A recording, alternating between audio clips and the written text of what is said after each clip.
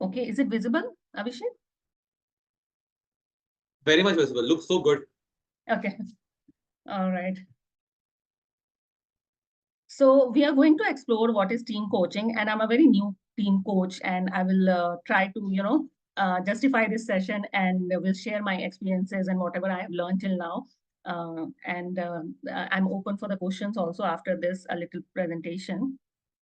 So this is a definition. I have taken it from the ICF definition. So basically, ICF defines, we all know what ICF defines for the individual coaching. For the team coaching, ICF defines as a partnering in a co-creative and reflective process with a team and its dynamic in relationship in a way that inspires them to maximize their abilities and potential in order to reach their common purpose and shared goals. So I've highlighted some of the, I've underlined some of the, words over here which makes the team coaching different from the individual coaching. So team coaching is a very reflective process, and it has its all dynamics and relationships, the team working with different individuals, so it has its dynamic and relationships, and the team always have their own common purpose and shared goals, so there are interdependency in the team between the members. So this is the definition from the ICF. Stop me whenever you want to ask anything over here. If you see, the definition already has all the almost everything common. That's partnering with the coaches in a thought-provoking and creative process to maximize their personal and professional goals, and that is applies to both individual and team coaching. And we also have why the ICF has made this compulsory that only the ACC, PCC, or MCC coaches can go for or apply for the ACTC, because the individual coaching competencies are still active. They are still very much there. So the whatever the team coaching competencies ICF has given, this is in a addition to whatever coaching competencies we have. We still have to have that active listening, empathy, presence, trust, and holding space. So this is an addition to the individual coaching competencies, and that's why it's very important that we already are in that level of ACC, PCC, or MCC. I have put some differences among the individual and team coaching. So in the coachee, definitely in individual coaching, the individual coachee is a coachee and the client, and in the team coaching, the team is client, and in a very whole and in a single entity. So basically, all the members are in the team are seen as a single entity. And then the listening approach, we listen to coaches' personal thoughts, feelings, perspectives, views, everything. And here in the team coaching, we also have to hear the team dynamics and personality, and also hear the hidden languages. In individual coaching also, we hear the words, annotation, body language, energy, etc. In the team coaching, it's more complex than the individual coaching. You have to hear there is one individual. Now everything you have to do for 8 to 10 individuals, so the complexity increases by 8 to 10 fold. And in the communication, in individual coaching, one-on-one coachings, we coach each other, like we coach client, and we communicate with one person. Here you coach the team, and you don't coach a single person over there. It is you coach directly to the team, and you should listen. You should have the ability to listen, below the surface, communicate below the surface also, whatever you see, and see the dynamics. So we talked about the team dynamics also. So whatever the team dynamics coming to the surface, you should be able to communicate that to the team and not to the any individual. So not bringing any individual, in front and talking to the team. So these are some of the differences. Other differences are in individual coaching, we ask open-ended questions to the client. In here, we have to ask open-ended questions to the team and not polling individuals. That's what I was talking in earlier also while communicating. You should not bring any individual, separately and taking the names and all of those things. Now the perception of coaching is still, it's like people see now it as a personal development tool, and the awareness is increasing. Team coaching is a very new concept, and team members generally are uncertain about its benefits and outcomes, and I'll talk more about it in the future slides. Then discovery process, we all know how we do discovery process in individual coaching, but in team coaching, it is generally designed to uncover and find, alignment around what is in it for the team, what is there for the team. So team has to buy.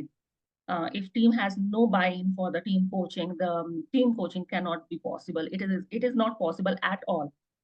Then confidentiality, we all know how the confidentiality we manage in individual coaching, and in team coaching, it's definitely a complex, very, very complex, because you have to manage different members' confidentiality, and it's still managing them as a single entity. I'm not going deep into this and just highlighting the differences. In team coaching, we should not be doing one-on-one sessions until and unless it is in the agreement. Interaction, we in the individual coaching, we interact with the individual coachee. Here we facilitate the conversation. So basically we facilitate the conversation and pull back to observe. So putting the questions forward and then just go back to observe, just letting the teams talk and interact and hear the dynamics over there. Challenges addressed, we deal with team dynamics, conflict resolution, communication barrier, achieving team goals, lots of conflict. Even sometimes the conflict unfolds when the coaching session is going. It's the team members present, and sometimes it may be that team members, the conflict between two members, they are present in the session. So the team coaching is a very complex in that way, that you have to understand how to handle that kind of conflict also. And we also have to, in team coaching, we have to encourage and reveal all the voices, even the silent ones. We as an individual, we individual have lot of system in and around us. We have different voices, and in individual coaching also, we have to hear all the voices. Here you have to hear the voices which they are talking about, which they are not talking about, and all the hidden voices, all the system in and around. Now, I'd also like to highlight what is the difference between group coaching and team coaching. When we coach group, we coach an individual in a group. So how the team coaching is different from the group coaching, and it was in the definition also, we have seen that it focuses on the people who have a common shared goals, and there should be some interdependency in the team. In group coaching, generally we don't have any interdependency into each other. If we have a goal, we have a goal. If others can't attend or reach to that goal, that's fine. But in team coaching, everyone has that interdependency. It's okay till now, Abhishek? Am I going too fast? Am Yes, I audible? as of now, good. Yeah, very much audible. I had only one question I thought of asking you once you're done with it. Like you spoke about team coaching is different from group coaching. Like, could you just go slightly more onto it? So in group coaching, we have a collective individuals. We have a people from and all the individuals have a different goals. So it is not the shared goals. Like for example, now in this group, Mastering Cohort group, everyone has their own goals. So it is something of a group coaching. It is not a team coaching. But if we define that goal, and if we have a shared goals, that by this time, if we measure that goal, that by this time, or after 2 months, we will all have reached to the MCC level. And there is an interdependency, like we all will help each other, or will always share that goals with each other, that everyone has to reach to the MCC level by next month. So then it becomes a team coaching, not become a group coaching.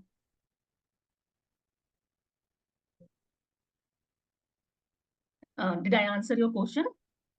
I got it. Thank you. Okay. So challenges and considerations at the start, when we start the team coaching assignment, generally, we have this kind of mixed reactions and attitude. Some are very enthusiastic, some are very indifferent, skeptical, some are like wait and see approach, what is happening, because team coaching is not yet evolved. And team coaching is something which is not one size fit all for all the companies. It is something which evolve, and which is very different for each and every coach, each and every company. It's not something which is defined framework. If it is a defined, and if it goes with the the pre-decided goal, then it is not a coaching, then it becomes a facilitation or the other different team development modalities. So that's why it is a very different one, and to accept that by the team and to understand that is quite complicated in the beginning. Then some questions and concerns also, why team coachings, what is happening, what is expected from me.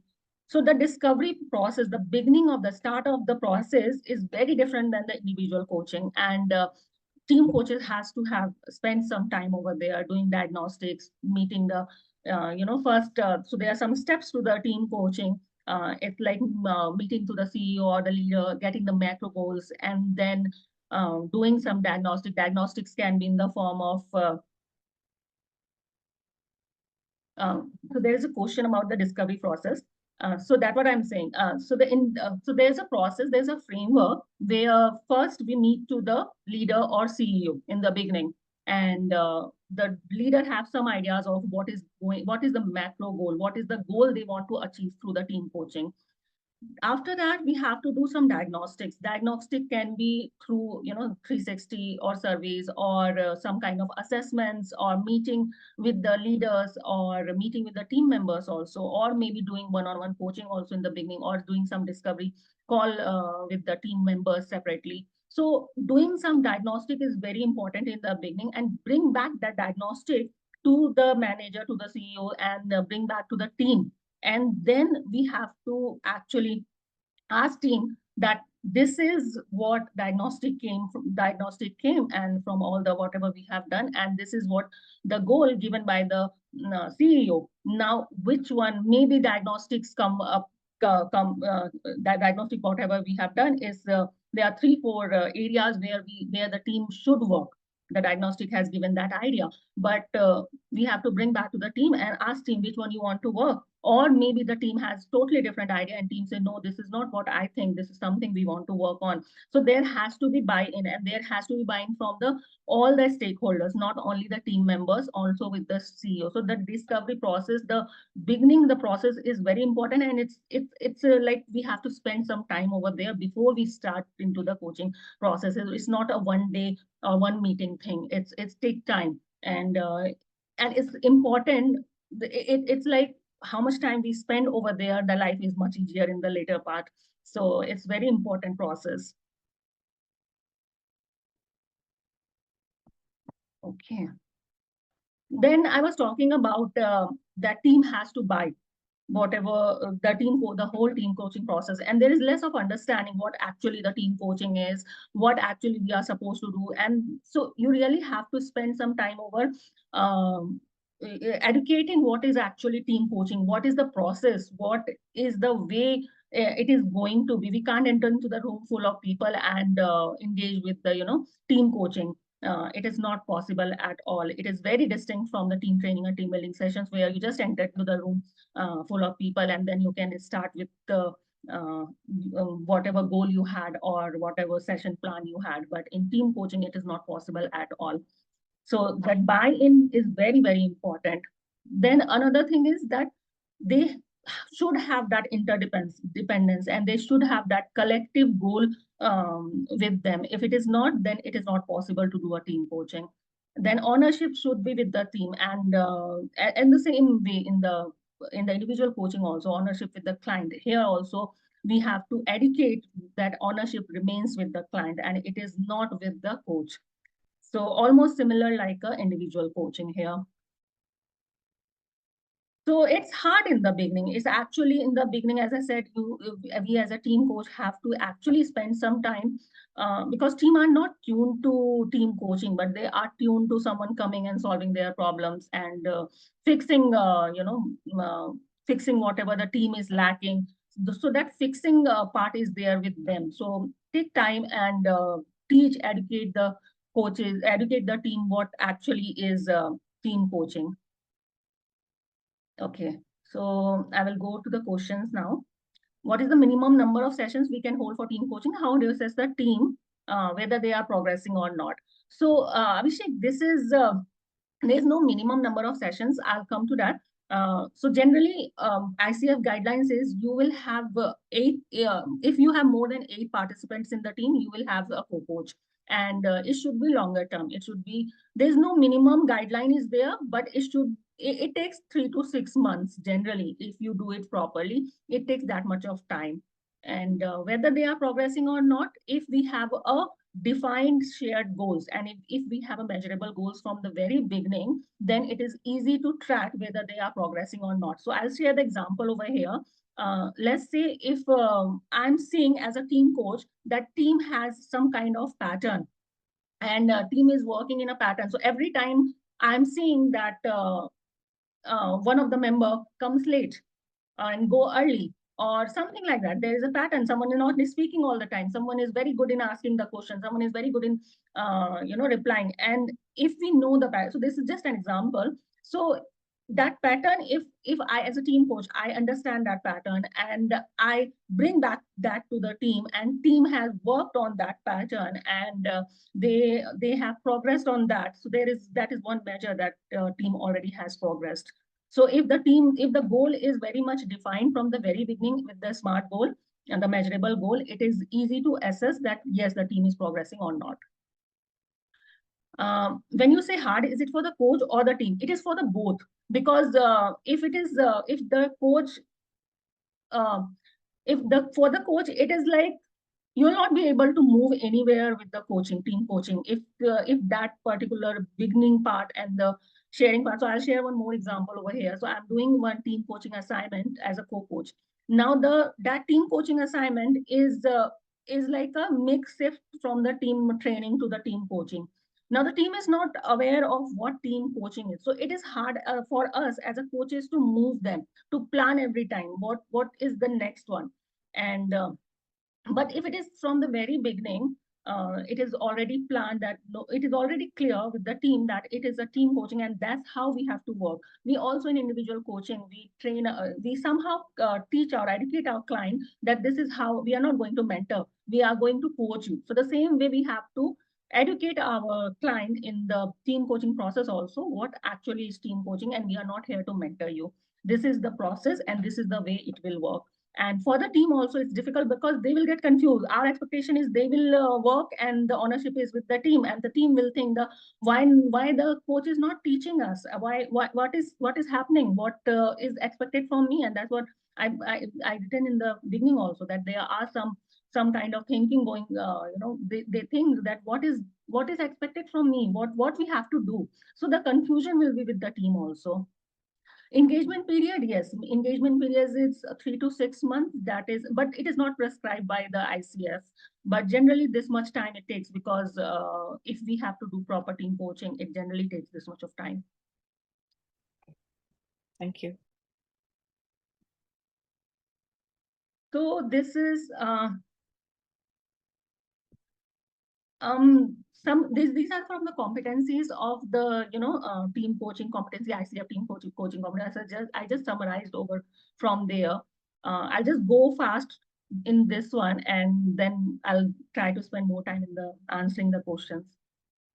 So for the team coach, the competency says that because team coaching is a multifaceted, team coaches must have a knowledge of working with the team than with the individuals. They should have that broader knowledge.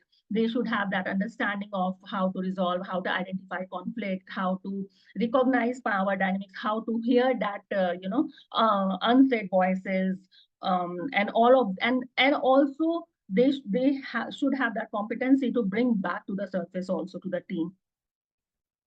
Then the navigating modalities, the team coach can decide how much to share, regarding different coaching modalities with the team. Sometimes it is a directive also. Then with the because in individual clients we can't be directive, but in the team coaching we can be. So we can share that I'm observing this, and what the team thinks about that. And sometimes, okay, this one is coming up, do you think we can go for some kind of training or something? So bringing back to the team, but can be directive. The client focus is team as a single entity, and not seeing one member only, and seeing the team as a unified entity. Each team member so have to see and hear and look for every team member. It is not that focus on one team member or two team members. Have to have that objectivity, and the confidentiality should be in place. Impartial with in interactions with the team members, sponsors, and all.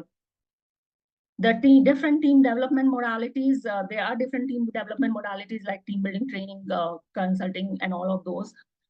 we can bring that to the, like, if I'm seeing that there is a need of emotional intelligence, some kind of training is needed, and I'm not an emotional intelligence practitioner, let's say, I can bring someone from outside and can do that, but I have to bring that to the team notice first, and then if team is ready to do that, we can do that kind of bringing that different team development modalities also. Then awareness of team dynamics.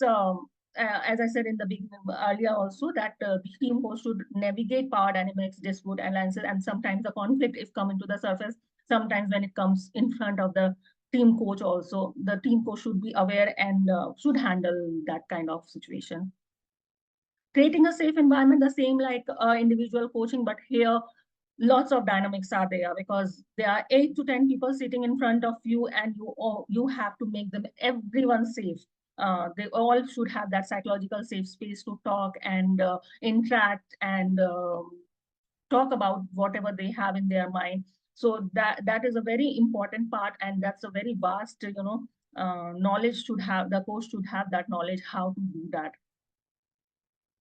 Then the then the again, the like in the individual coaching, how we make them accountable, how the ownership is with them, and how we can give them that sense that they have that self-sufficiency, and the team can do everything. So that is with the team, and we have to promote that, we have to foster that. So that is what I have done. Is there any question? Okay. Do the team coaches need to have industry knowledge? No, because we are not there to hear their or give input in the industry. We are not there for that. We are there to move them in their, whatever goal they have decided. If they are moving towards that goal, that is enough. And it's the same like an individual coaching. So there's no need to have industry knowledge.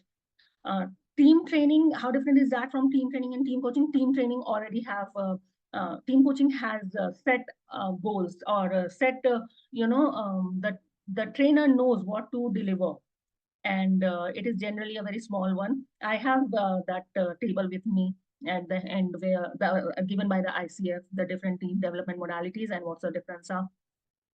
Can trainers be team coaches? Yes, if they are already coaches, they can. So as I said in the beginning, the ICF guidelines say they have to be ACC, PCC, or MCC, because they should know the individual coaching competency. These competencies are on addition of that competency. So your basics should be very clear before becoming a team coach. How can we draw a line between training and team coaching? Again, training is a fixed agenda. Trainer knows what to talk about, what is the skill they have to impart. But the team coaching, I'm not there to impart any knowledge or any skill. It is how the team are moving. So basically, moving all the conflicts, the whatever is emerging in the situation. Yes, Aruna. Yeah, hi, Preeti. Thanks for all this info. Actually, I just have a small doubt. Sometimes when I talk to other team coaches, what they say is that team coaching assignment as such is a mix of training, facilitation, and team coaching. Right. So what are your thoughts? It is, and it is even in the ICF competency also, it is written, it is mix of different team development modalities. What I'm trying to say is, if you're not aware of, like, if there is a need of some kind of training and you are not aware of that training, don't try to do that training yourself. Bring some trainer over there. But it is definitely a mix of team training, team facilitation, everything. Whatever is the need over there. I've done in one of the team coaching assignment where I did some training sessions also, and brought some trainers from outside also. So it depends. And if there is a need, and it's a mix of, and ICF defines that. And what about the co-facilitators? Because when I did my team coach training, I'm just, I would say, making baby steps into team coaching. So what I've seen is like my instructors or my trainers telling me that if the team is more than 15 or 20, we need a co-facilitator. So what is the scenario? Does the companies accept, because that's an increase in cost and all that? So I just was, what is your personal experience? So so definitely, if more than 8, you have to. It's not only the guideline from the ICF, the framework. It's also you can't handle it. It's impossible to handle more than 8 voices at one time. You have to think about it. You have to look for everything for 8, and more than that, 10, 15, you can't handle it. So definitely a co-coach is needed over there. And how the company will manage that, it is about how you do the agreement with the company. You do that agreement that because there are 15, 20 people, we need a co-coach. And that is the process of team coaching. So you have to make them aware. Team coaching is something very new, and we have to make them aware. What is the process, how it is going to be done, and what needs to be done. So the beginning work is huge, then moving forward into the sessions. Thank you. Any other questions?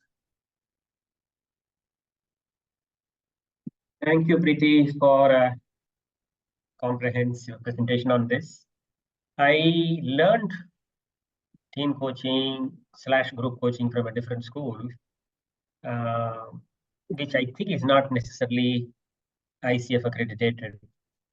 But in terms of approaching a team, they have their own models of engagement, etc.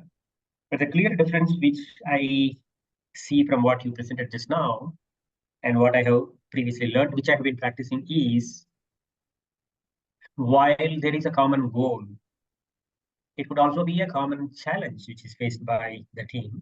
For example, let's say the revenue of this company is down. What do we need to do? So everyone is interested. Obviously, they have to come together and then find ways to do that. Or it could be a common goal, which is like, okay, we want to expand or we want to get into a new product or whatever that's the case maybe.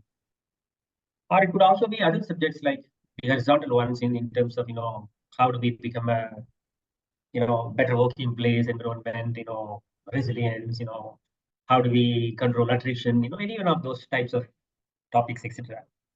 So the key difference, as I was kind of trying to visualize, is in the way that we have approached from the previous school's model, is that they would ask every one of them to, it's like the thinking hat kind of approach, wherein they will ask every one of them to think as though, hey, you have all the power.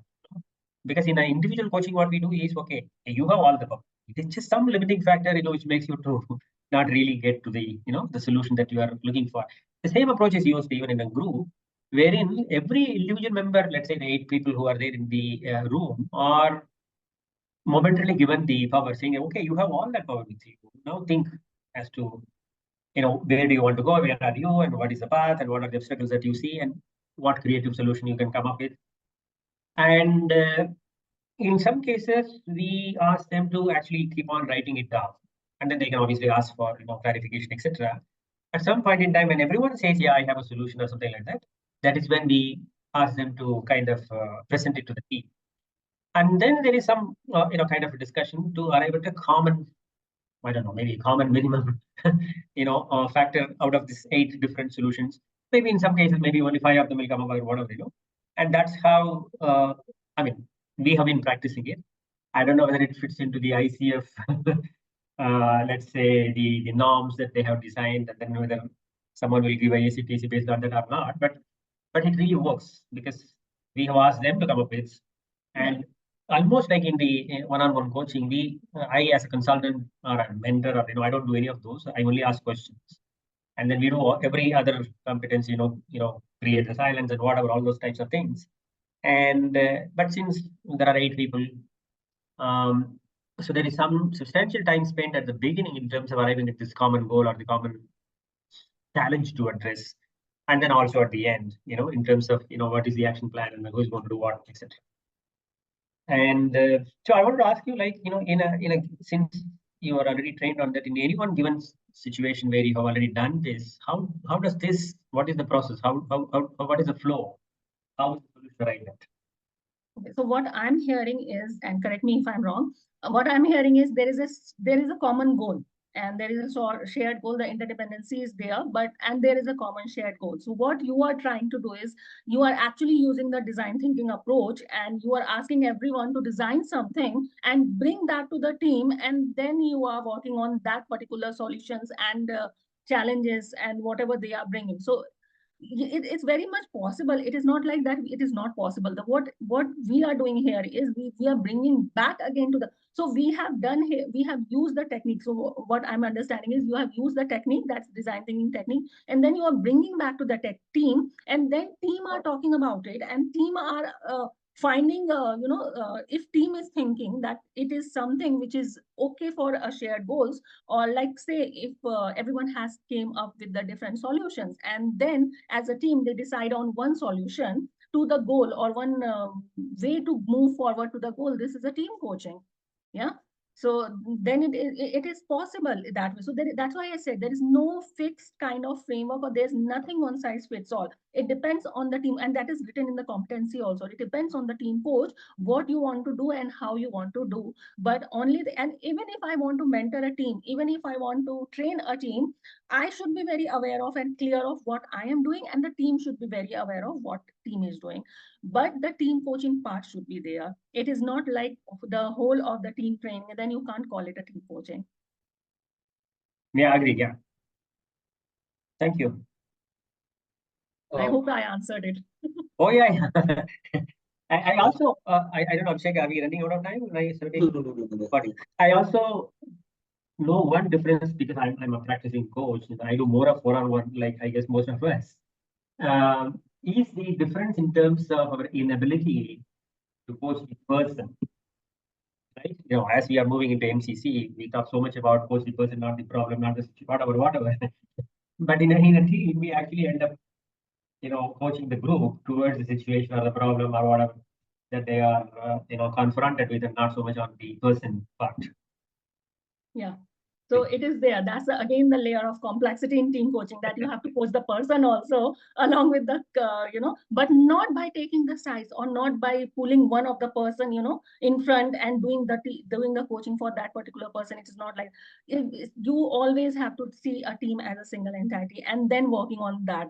So I was hearing one of the talk also for team coaching, and it was like I said to the team that I'm hearing this from, not taking any name, but I'm hearing this again and again from the team. What do you think about it? So even if one person is talking about something which is affecting the team, the coach can bring it back to the team and take it out, but not by taking the name, or not by taking the sides. So that particular complexity that you mentioned at the beginning, we address it by when it is a proper formal setup. We don't straight away get into a team coaching with 8 people for the first time ever collected together.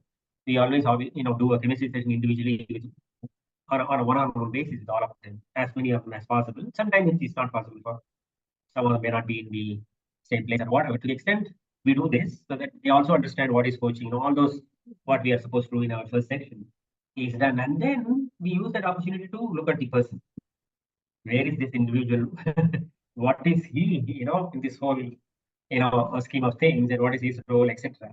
Is what we tend to do, and then maybe some follow up, subsequently, because in some cases we also have an observer from the company, the sponsor, as the case may be, and then they know, okay, so team member number 7 and I don't know 8 require some additional handling type, maybe some additional coaching is done on a one-on-one basis, but outside of the team coaching. Right. Abhishek, you want to say something? I have a quick question. One, how do you engage participants? Because in training, we keep giving them activities, case studies, and all. In team coaching, how would you engage them? Number two, when it comes to training itself, I know how difficult it is to convince a client, blah, blah, blah, and all. So team coaching, there's going to be only 8 people. And how do you convince them that, we would be doing a team coaching? These are my 2 questions. Yeah. So the tool which we have is powerful questions. As a coaches, we have that. So that is the tool we have. That's how we engage the team. That if we see that there is no engagement, call it out. Ask something over there. I'm observing this. What is happening over there? Where the engagement gone? Why the team is not engaging? What happened right now? Or what just happened? So bring that to the team. So our tool is a powerful question. As a coach, individual coach also, as a team coach also. Okay, so only through the powerful questions you engage them. Otherwise, no other activities. If the team is disengaged, first and foremost is why they are disengaged. So that is the first and foremost thing. And if something is coming up that we are disengaged because of this particular reason, we don't know about this, maybe some training is required, then the training is a tool over there.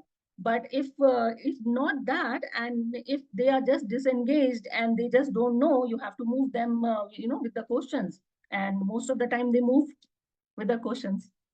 And the second one is how we, it's difficult to, talk about team coaching and getting that assignment. I agree with you on that.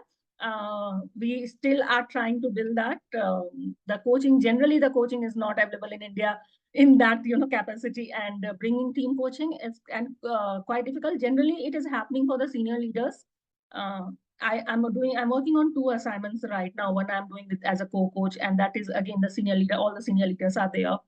The second one is I'm doing, it's a startup with the young fellows, and they also have and I have some kind of connection over there, so I got it. So I'm being very honest. So it's difficult, getting team coaching, but I'm hopeful, and it's going to change, because the coaching also, individual coaching was there in 15 years back, where the individual coaching was. Now the team coaching is, but because there is an awareness about individual coaching increasing, the team coaching will gain the awareness very fast.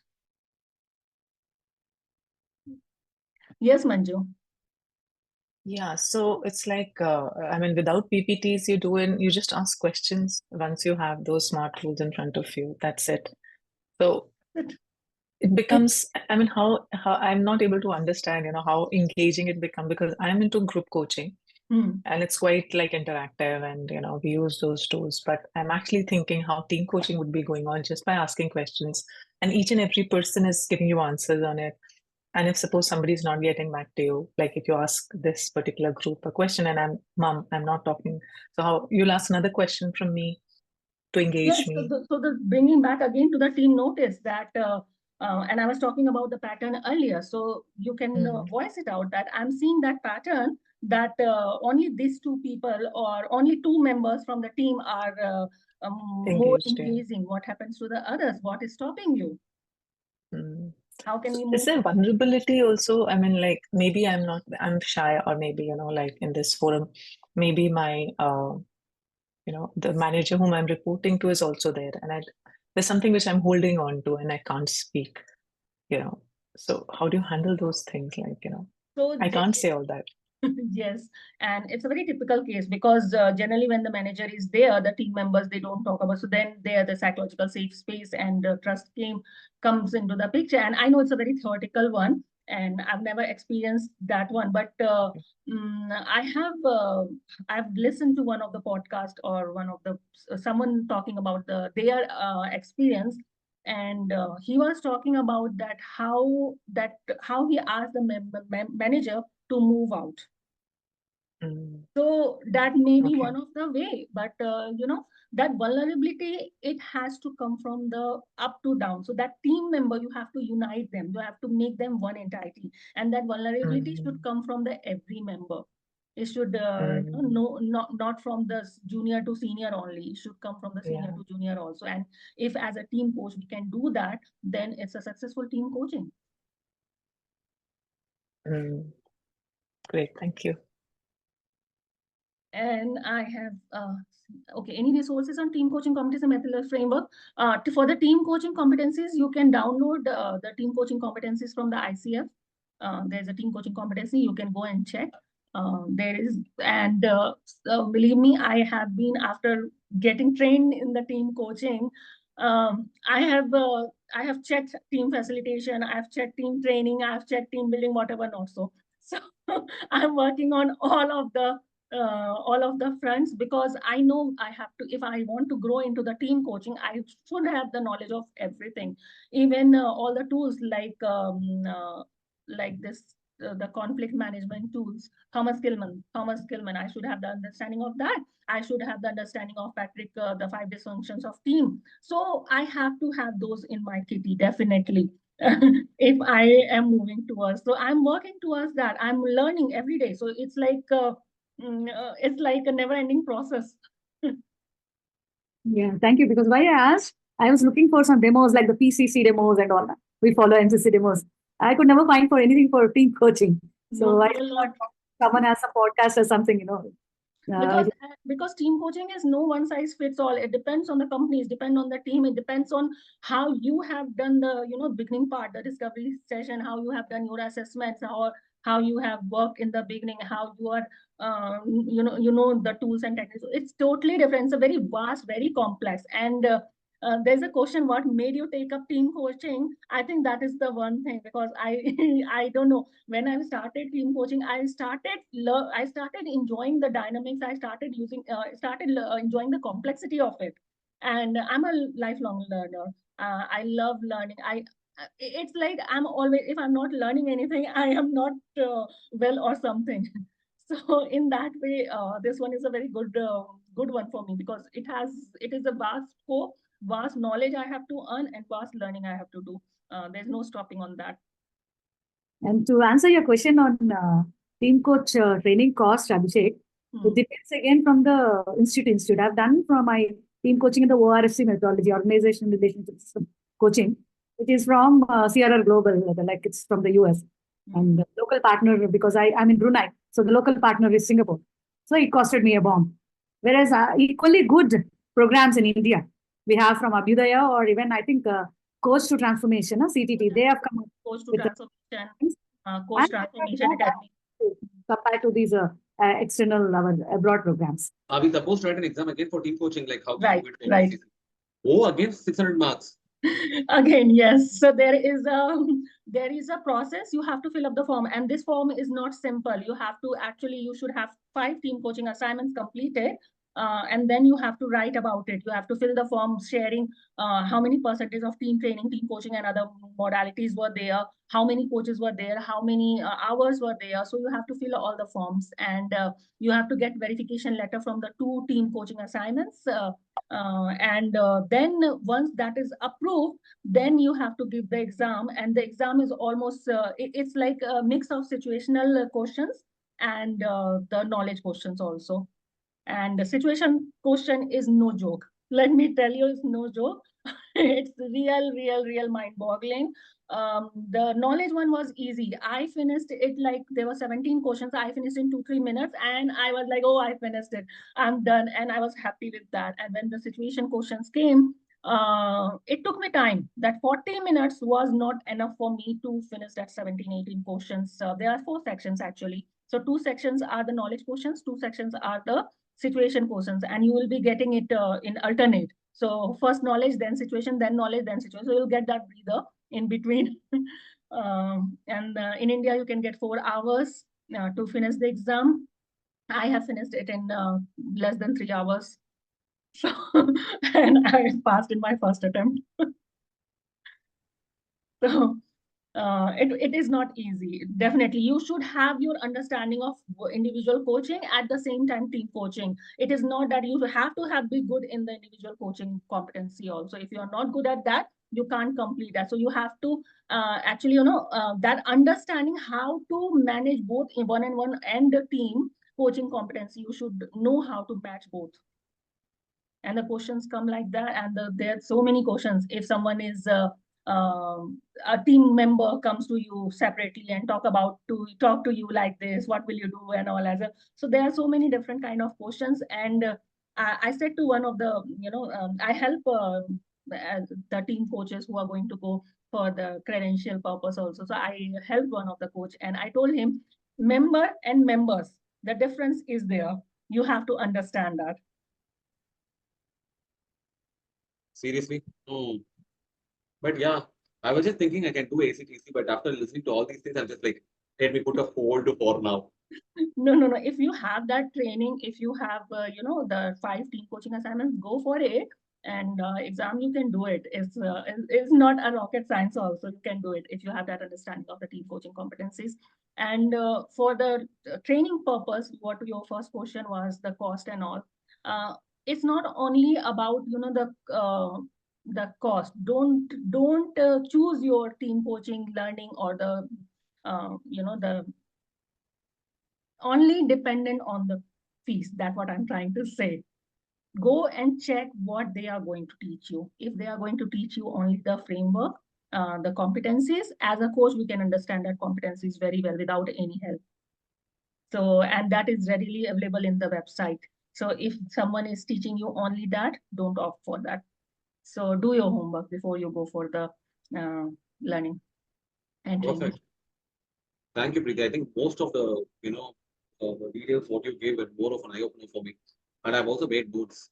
So thank you so much. In case if I need, I don't know how well you like. Are you still in the process of completion, or you are into the examination mode?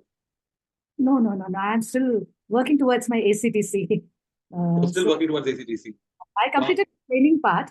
Okay. The part is done. I'm just because of my, frequent traveling between, I divide my time between India and Brunei where my husband works. So it's like, it's going a little slow. And also I didn't get the confidence so far to go for that ACTC. If you need any time, Aruna, just I'll be ready to help you on that to get that confidence part. The next step was like, Preeti, can I, pick your brain on when can I go for it? Because, and of course, I've not yet completed my 5 assignments. I just completed this last year, May. So I've done around 3 teams and 2 teams are currently in progress. Yeah. Nice. But seriously, a lot of inputs, Preeti. Thank you so much.